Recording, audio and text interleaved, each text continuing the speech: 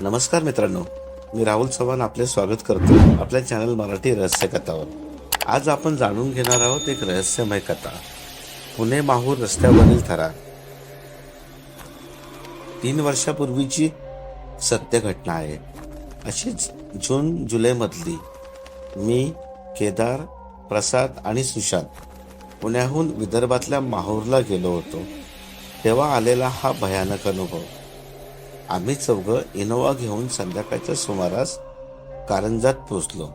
कारंजा म्हणजे दत्त संप्रदायातील महत्वाचं स्थान. तिथे तासभर थांबायचं आणि पुढे 150 किलोमीटर वर असलेल्या माहूरला निघायचं असं ठरलं होतं. पण पावसामुळे आणि गाडीने नाटक केल्याने कारंजात पोचायला रात्रीचे 8:30 वाजले. तिथे दर्शन आणि जेवण वगैरे करत 10 झाले. पाऊस सुरूच होता. गाडीचा बॅटरी प्रॉब्लेम, त्यामुळे पुढे जावं की नाही हा प्रश्न होता. हो नाही करत 10:30 वाजता आम्ही पुढे जायचं ठरवलं. ड्रायव्हिंगचं तसं टेन्शन नव्हतं, पण तो भाग आम्हाला नवा होता. शिवाय पाऊस. सुट्टीचं नियोजन असल्याने वेळ वाया न घालवता आम्हाला पूर्ण ट्रिप करायची होती. म्हणून हळूहळू पोचून जाऊ म्हणत आम्ही निघालोच. त्याआधी मंदिराजवळ गाडी पार्क केली. तिथे एका दुकानाच्या आडोशाला उभ्या 3 गुरुजींनी आम्हाला शेगावला जाण्यासाठी कारंजा बस स्थानकापर्यंत लिफ्ट मागितली. त्यांनाही बरोबर घेतलं आणि बस स्थानकात सोडलं. इथून पुढे आल्यावरच प्रसादला सीटवर एक बॅग दिसली. त्या गुरुजींची बॅग राहिल्याने आम्ही ती देण्यासाठी परत बस स्टँडवर आलो. पण त्यांना बहुतेक गाडी मिळाली होती, त्यामुळे त्यात नंबर वगैरे असेल तर फोन करून कळवू म्हणत ती बॅग केदारने त्याच्या सॅकमध्ये ठेवली. निघालो. आता आम्हा चौघांचा प्रवास माहूरच्या दिशेने सुरू झाला. वेळ रात्री 11 वाजता. पाऊस आणि काळोख. कारंजा ते माहूर हा 110 किलोमीटरचा रस्ता, तसा आडमार्ग. शांतच. कारंजा सोडलं की 10 किलोमीटर पासून जंगल सुरू होतं. क्वचितच एखादी गाडी दिसते. चौकातली छोटी गावं सोडली तर अंधार आणि भयान शांतताच सोबत असते. आम्ही निघालो तसं मुसळधार पाऊस पडतच होता. थंड वारा, थकवा यामुळे बाकी सारे ढार झोपले. मी ड्रायव्हिंग करत होतो. पाऊस, काळोख, अनोळखी वाटा आणि भयान शांतता. त्यात एकही दुसरी गाडी सोबत नाही. परत अशात गाडी बंद पडली तर कल्याण. थोडी भीती वाटायला लागली. उडी घेतली होती, त्यामुळे या भीतीला अर्थ नव्हता. गाण्यांचा व्हॉल्यूम फुल केला. पावसातला शक्यतो टॉप स्पीड गाठला. पण करंजा ते मानोरा असा 40 किलोमीटर प्रवास झाल्यावर मला झोप यायला लागली. म्हणून मानोरात थांबलो. चहा घेतला. वेळ रात्री 12 वाजता. तासभर आम्ही सरळ रस्त्यावर चालत होतो. किमीचे दगड वगैरे होते. 50-55 किलोमीटर गेल्यावर एके ठिकाणी 2 रस्ते दिसले. त्या ठिकाणी 1 सेकंड थांबलो.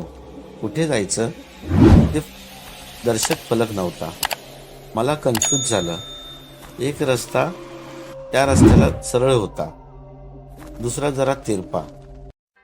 सरळ रस्ता पकडून गेलो, पण काही अंतर गेल्यावर पुढे माहूरचा उल्लेख दिसेना. ना कुठला गाव, इतर गाड्यांचा भास पण नाही. फक्त भयान काळोख आणि पाऊस आणि समोरचा रस्ता. आम्ही रस्ता चुकलो होतो. फिरून मागे यायचं शक्य होत नव्हतं. म्हणजे डोक्यातच येत नव्हतं. रात्रीचे 1:30 वाजले होते. त्या भागात मोबाईललाही रेंज नव्हती. पूर्ण रस्त्यावर फक्त आमची गाडी आणि फुल व्हॉल्यूम मध्ये गाणी. एव्हाना सगळे जागे झाले होते.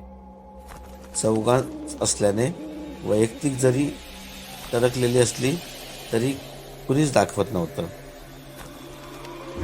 सुशा त्या दोन मध्ये चुकलं रस्ता.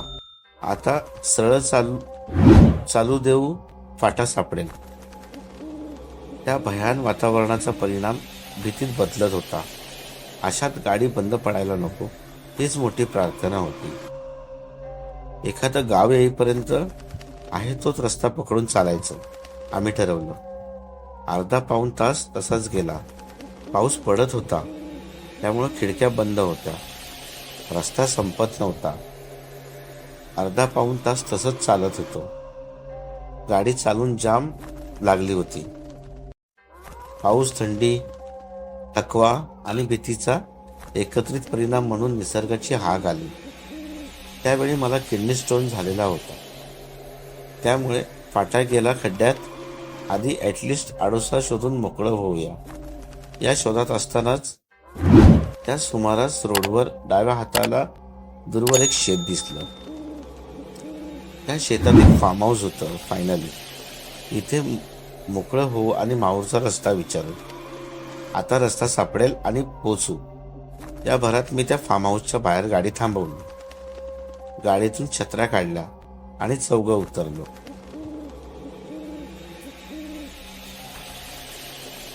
केदारने सवयीनं त्याची सॅकही घेतली. मी आणि सुशानं आधी एका बाजूला जाऊन सू केली. तिथेच पावसात पाय धुतले, कानाला हात लावला आणि घराकडे आलो. जुनाट पद्धतीचं बांधकाम असलेलं मोठं घर होतं. शेतात एंट्री वर एक लिंबाचं मोठं झाड. घराबाहेर एक पिवळा बल्ब लावलेला. त्याच्या प्रकाशात बाह्यभाग किंवा प्रकाशमान होता. एक छोटा पोर्च होता. एका बाजूला लाकडी बैलगाडी बांधलेली. तिच्या पुढे चारा वगैरे पडला होता. एक कुत्रं त्या गाडी खालच्या कोरड्या जागेत निर्विकारपणे बसलेलं. पाऊस, काळोख, एकूणच भयान वातावरण. अचानक सुशाचं लक्ष कोपऱ्यात गेलं. तिथे एक माणूस इतक्या मुसळधार पावसातही डोक्यापासून पायापर्यंत पूर्ण झाकलेल्या अवस्थेत शांत झोपला होता. त्याचे ते झाकलेले कपडेही पूर्ण कोरडे. आम्ही चौघं चक्रावलो. एकूण भयान वातावरणात ते भीतीदायक होतं. रस्ता विचारणं महत्वाचं होतं आणि कदाचित मदत मिळेल या अपेक्षेने. तशाच चक्रावलेल्या अवस्थेत आम्ही चौघं एकमेकांचा हात पकडून त्या पोच जवळ आलो. दरवाजा उघडाच होता, पण आतमधलं दृश्य विचित्र होतं. आतमध्ये 7 ते 8 माणसं तशाच अवस्थेत डोकं ते पाय पांघरून शांत झोपले होते. घर पूर्ण उघडं होतं. मी आणि सुशाला दरवाजा वाजवून भाऊ, दादा वगैरे हाका मारला, पण काहीच फरक पडला नाही. आतमध्ये जाऊयात का? एखादं प्रेत असावं असं सगळे पडले होते. त्या भयान वातावरणात ती विचित्र परिस्थिती अनामिक भीती घालत होती. पावसात अजूनही न भिजलेला तो बाहेरचा माणूस, पुतळ्यासारखा स्तब्ध कुत्रा, सगळं समजण्यापलीकडचं होतं.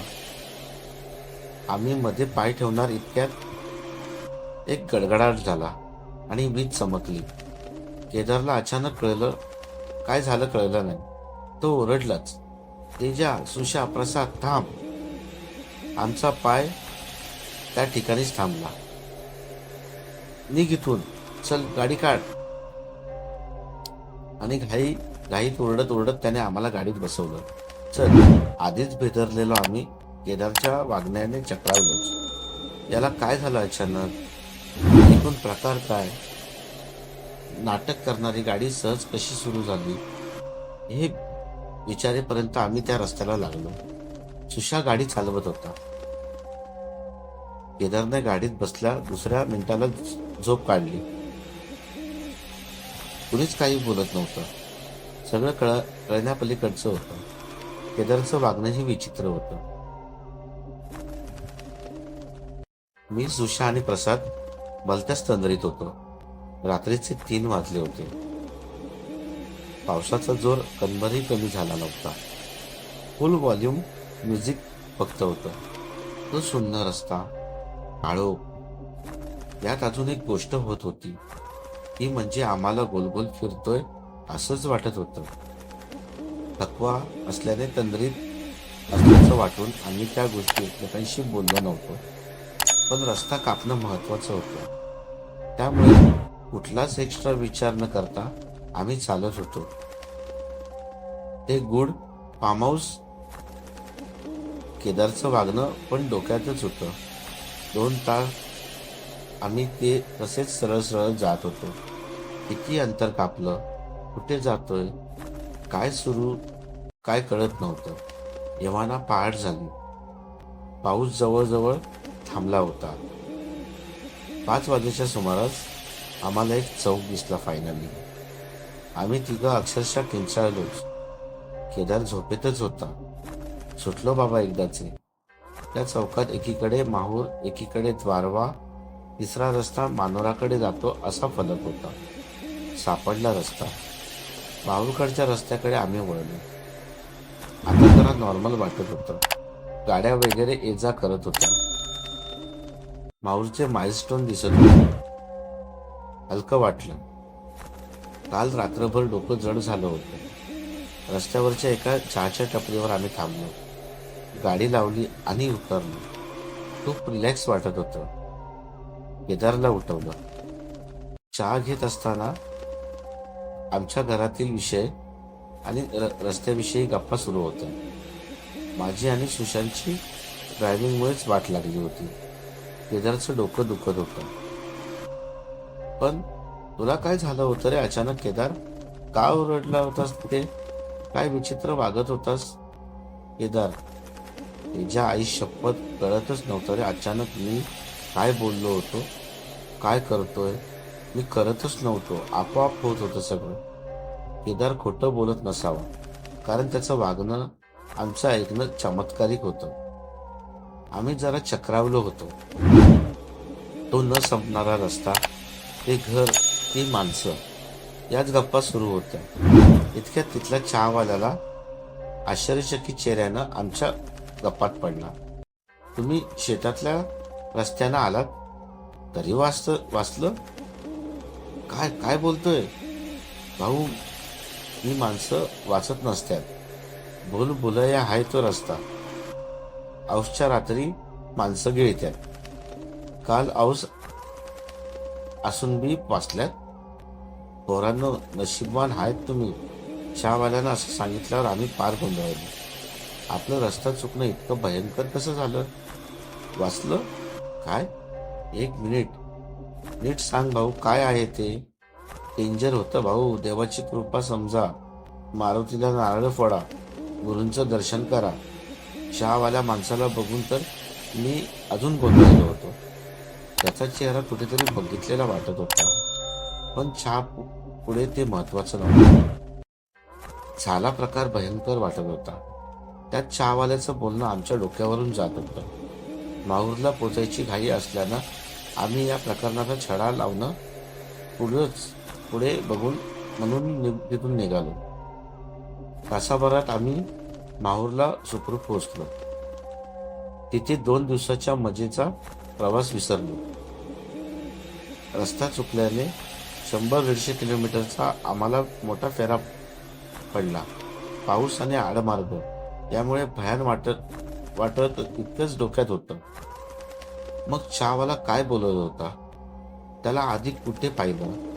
या प्रश्नाचं उत्तर मिळत नव्हतं. नेमकं आठवत नव्हतं. माहूरहून निघायची वेळ झाली. आम्ही गाडीत बसलो. ती नेहमी गाडी सुरू असताना डिझेल, किलोमीटर वगैरे चेक करतो. त्या दिवशी पण केली. किती किलोमीटर फिरलो, रिकामं फिरलो याचा हिशोब करायला, आणि एक मोठा धक्का बसला, ज्यामुळे आम्ही चक्रावलो. कारंजा ते मनोरा 40 किलोमीटर. मनोरा ते जिथे आम्ही रस्ता चुकलो तो पॉइंट 20 किलोमीटर, आणि तो चौक ते माहूर 40 किलोमीटर. इतकंच जवळपास 100-110 किलोमीटर पुढे सरकलं होतं. मग रात्री 12:30 ते सकाळी 5 आम्ही अखंड ज्या रस्त्यावर फिरलो ते किलोमीटर कुठे गेले? त्या रस्त्यावर फिरल्याची नोंदही झाली नव्हती. ना गाडीतलं डिझेल संपलं होतं. सुशा भलतीच गडबड दिसते. होय रे, कळत नाही काय होतंय ते. चहावाल्याला गाठू. चहावाला काय बोलला होता? असंख्य प्रश्नांचं काऊर माजलं. भीतीपेक्षा गोंधळ झाला होता. आम्ही जरा चक्रातच प्रवास सुरू केला. यावेळी दिवसाच, कारण संध्याकाळच्या आत धुळ्यात आणि दुसऱ्या दिवशी संध्याकाळी पुण्यात पोचायचं होतं. पाऊसही नव्हता. चहाच्या टपरीपर्यंत आलो. इथे कोणीच नव्हतं. हा चहावाला कुठे गेला यार? प्रसादनं भैया भाऊ करून आवाज दिला. रस्त्याच्या दुसऱ्या बाजूने एक माणूस आलो आलो म्हणत पळत आला. बोला, काय देऊ? चहा, कॉफी? हा कोण चहावाला? ते दुसरे भाऊ कुठे? तो कोण दुसरे भाऊ? तेच जे परवा होते तो? नाहीतर परवा पण मीच होता इथं. माझंच हॉटेल आहे. तुम्ही कोणाला भेटलं? अजून एक धक्का. परवा भेटलेले ते कोण? चेहरा पण कुठेतरी बघितलेला वाटतो. रस्ता चुकणं, निर्जन अनोळखी रस्ता इथपर्यंत ठीक, तसं नॉर्मल होतं. ते घर सुद्धा, म्हणजे विचारांच्या एका चौकटीत बसू शकत होतं. पण तो न भिजलेला माणूस, पेटवत झोपलेली माणसं, केदारचं विचित्र वागणं, तो किलोमीटरचा गोंधळ आणि त्या चहावाल्याने सांगितलेलं ते सगळं काय होतं? तो माणूस गेला कुठे? इथे अजून जास्त गोंधळ होत होता. जास्त वाढवण्यापेक्षा, विचार करण्यापेक्षा हे प्रकरण इथेच विसरून डोक्याला ताण देण्यानं फायदा होणार नाही. प्रॅक्टिकल विचारांना मनाची साथ नव्हती. काहीतरी भयंकर नक्की आहे. चौघही शांत होतो. भीती नव्हती, पण दडपण जाणवत होतं. आम्ही चौकात पोचलो. चौकातलं दृश्य अजून चक्रावणारं होतं. आम्हाला चक्कर यायचं बाकी होतं. परवा सकाळी ज्या चौकात आम्ही आलो होतो तिथे एक रस्ता वाया मनोरा कारंजाला जातो, एक वाया द्वारबा कारंजाला जातो, तिसरा रस्ता माहूरकडे जातो, मग चौथा रस्ता. आम्ही ज्या रस्त्याने या चौकात आलो तो रस्ता आम्हाला दिसतच नव्हता. त्या ठिकाणी चौथा रस्ताच नव्हता. तो रस्ताच गायब झाला होता. काय प्रकार आहे यार हा? त्या चौकात आलो होतो ना, आम्ही सुन्न झालो होतो. हे तीनच रस्ते आहे भाऊ, एका वडापाववाल्यानं सांगितलं. डोकं जड झालं होतं. असला प्रकार मन मानत नव्हतं. कारंजा वाया द्वारबा 110 किलोमीटर, वाया मनोरा 150 किलोमीटर. सुशा, आपण बघू काय प्रकार आहे ते. दिवस आहे, कोरडा आहे, 40 किलोमीटर जास्त तर चालेल. वाया मनोरा हा रस्ता पकडला. सरळ आणि अगदी नॉर्मल. गाड्या वगैरे होत्या. तो रस्ता गायब असणं ही सीमा होती. गोंधळलं होतं. जिथे आम्ही रस्ता चुकलो होतो तो पॉइंट आता आमच्या नजरा शोधत होता. 50-60च्या स्पीडनं हळूहळू गाडी चालवत होतो. मी आणि सुशा एकही टप्पा सोडत नव्हतो. आम्ही मानोरात येऊन पोचलो. जिथे मी चहा घेतला त्याच टपरीवर. चौघं आता सुन्न होतो, शांत होतो. त्या रस्त्याची एंट्री आणि एक्झिट गायब झाली होती. मग तो न संपणारा रस्ता, ते घर, हा काय प्रकार होता? आमचा भ्रम की अजून काही? तो चहावाला कोण होता? झाला प्रकार अविश्वसनीय होता. पण काय होता? भाऊ, ते पुढे 20 किलोमीटरवर 2 रस्ते मिळतात. ते गाव कुठलं हो? कुठला रस्ता आहे तो? सुशानं चहा घेता घेता त्या चहावाल्याला विचारलं. चहावाल्यानं डोळे फाडून आमच्याकडे पाहिलं. तुम्हाला तो रस्ता भेटला? बसला गेला व त्यावर? हो, खूप लांबच फेरा होता. आगागा पोरांनो, लांबचा नव, मरणाचा फेरा होता. त्यावर जो जातो तो परत येत नाही. रस्ता गिळतो त्याला. परत कसं आलत तुम्ही? हे ऐकून आम्ही गोंधळलो. आता इथे बसून काय ते प्रकार निपटवायचं असं ठरवलं. त्या वयस्कर चहावाल्याला आम्ही समोर बसवलं. त्याने जे सांगितलं ते धक्कादायक होतं. स्वतः अनुभवल्यामुळे ते खोटं ठरवायचा प्रश्नच नव्हता. हा भुलभुलैया आहे, चकवा. एकदा तो जो जातो तो तिथेच गडप होतो. औसेला सापळ्यात अडकतो माणूस. घेरी घेतं. तुम्हाला दिसलं काय? बाहेर कसे आले? त्या दिवशी माझा लोक होता इथं. त्यानं सांगायला राहिलं की आडवी वाट पकडा. औस हाय. तो माणूस त्या बाबतीत माहितगार दिसत होता. मग आम्ही त्या माणसाला तेच घर, माणसं, केदारचं विचित्र वागणं वगैरे सांगितलं. तुमची घेरी आली होती. ते घर नाही, काळाचं नरडं होतं. आणि ते माणसं नाही, मडी होती. तुम्ही तसेच पडले असता. आमच्या पायाखालची जमीनच सरकली. अंगावर शहारे आले. औसेच्या रात्री यो रस्ता उघडा होतो. त्याची घेरी असल तो या वाट्याला जातो आणि फसतो. ज्यानं ती रात काढली तो वाचला. जो घरात गेला तो मेला.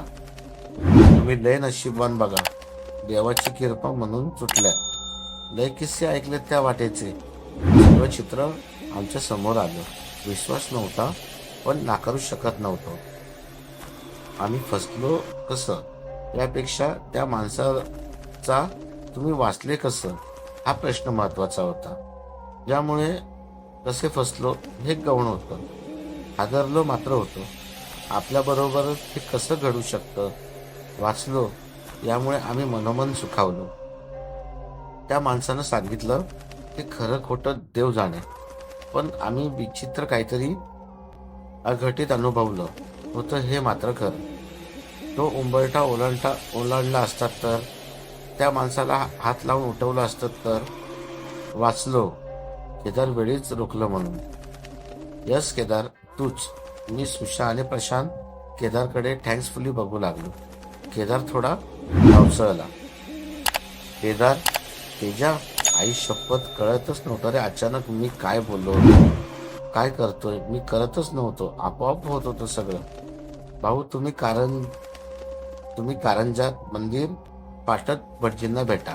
समजा सांगतील ते, चहावाल्याने सांगितलं. आम्ही कारंजात आलो. पत्ता विचारून पाठक गुरुजींकडे गेलो. ते मंदिरातच होते. तिथे जाऊन भेटलो. त्यांनी आम्हाला मंदिरापुढे एका रूममध्ये नेलं. शांततेत बोलू आम्ही त्यांना घडला प्रकार, चहावाल्याचं बोलणं सविस्तर सांगितलं.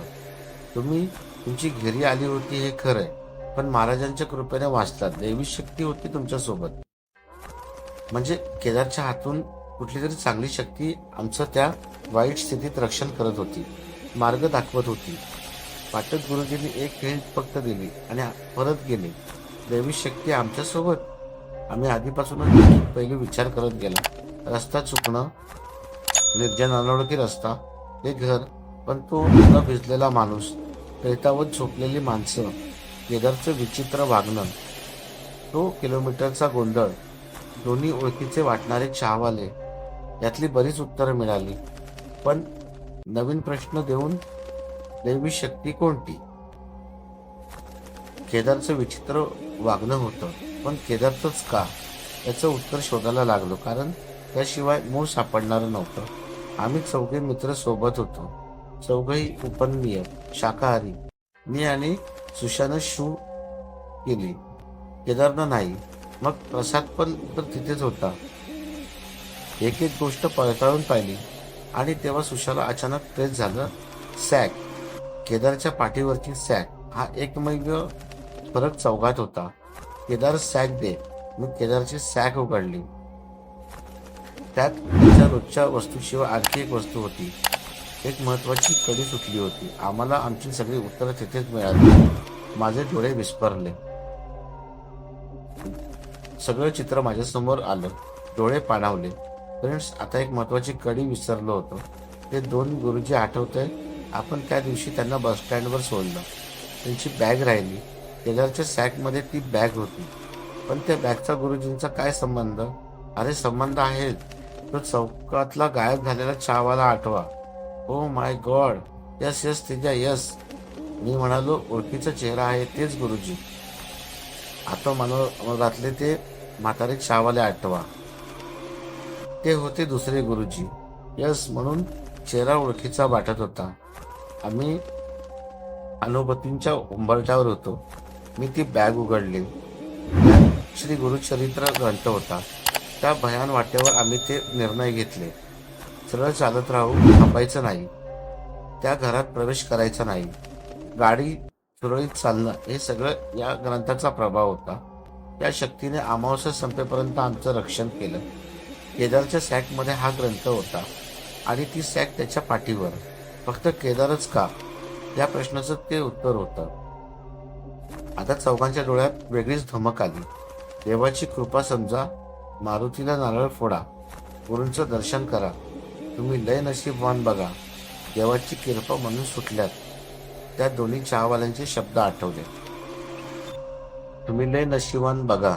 देवाची कृपा म्हणून सुटल्यात. त्या दोन्ही चहावाल्यांचे शब्द आठवले. आम्ही सुखरूप बाहेर पडल्याचं सगळं चित्र समोर होतं. ते कोणीतरी अवतारी असावेत. त्यांचं गाडीत बसणं, बॅग विसरणं हे सहज नव्हतं. आमच्या पुढे येणारं संकट ओळखून त्यांनी निर्माण केलेलं हे सुरक्षा कवच होतं आणि त्या संकटाच्या काळातही त्यांनी आमच्यावर नजर होती. आम्ही चौघं त्याच रूममध्ये पाणावल्या डोळ्यांनी शांत बसलो. चौघही गुरुचरित्रातून दरवर्षी पारायण करतो. गुरूंची अशा प्रकारे अनुभूती मिळेल हे स्वप्नातही वाटलं नव्हतं. आम्ही महाराजांच्या मठात साष्टांग नमस्कार केला. तो भयान गूढ रस्ता, चकवा, घेरी, ते घर, ती प्रेत, हे सगळं आजही स्वप्नावत आठवतं. ती रात्र, तो प्रवास आमच्या आयुष्यातला भयान रात्रींपैकी एक होती.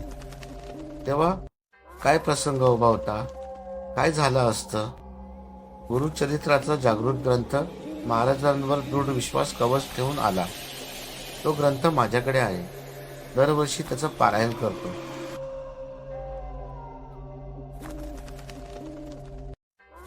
तुम्हाला ही कथा कशी वाटली हे कमेंट करून आम्हाला सांगा. आणि आपण आपल्या चॅनलवर नवीन असाल तर चॅनलला सबस्क्राईब करा, लाईक करा, शेअर करा. आणि आशा आहे की तुम्हाला पुणे माहूर रस्त्यावरील थरार ही भयकथा नक्कीच आवडली असेल. धन्यवाद.